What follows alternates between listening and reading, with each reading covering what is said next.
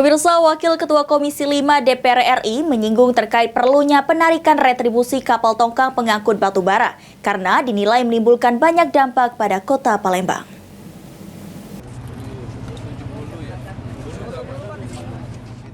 Saat meninjau dermaga Tujuh Hulu Palembang, Komisi 5 DPR RI menyinggung terkait perlunya penarikan retribusi kapal tongkang pengangkut batu bara karena dinilai menimbulkan banyak dampak pada Kota Palembang. Wakil Ketua Komisi 5 DPR RI Robert Rowe mengatakan, keberadaan tongkang pengangkut batu bara yang melintas di Sungai Musi menimbulkan dampak. Untuk itu keberadaannya harus memberikan retribusi kepada daerah.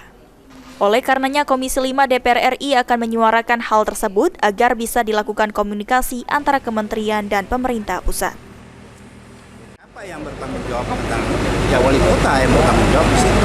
Bagaimana? Nah, makanya setiap ada yang melewati situ yang memberikan dampak kerusakan, dia harus memberikan kontribusi kepada daerah.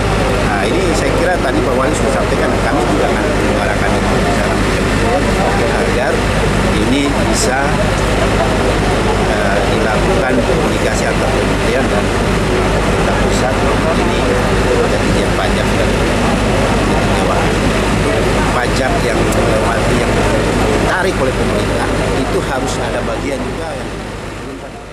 Sementara itu, PJ Wali Kota Palembang Ratu Dewa mengatakan, jika pemerintah Kota Palembang akan mengupayakan penarikan retribusi kapal tongkang batu bara seperti yang disinggung Komisi 5 DPR RI. Saat ini akan kembali dilakukan usulan lantaran penarikan retribusi perlu payung hukum yang kuat dan kebijakan tersebut merupakan kebijakan lintas kementerian. Ini masih berproses. Sebagaimana sebelumnya ada perda kan, ada perda, terus perda itu direvisi oleh pemerintah provinsi, difasilitasi. Nah ini kembali kita coba usulkan kembali sehingga untuk retribusi daerah ini harus ada payung hukum yang kuat karena lintas kementerian.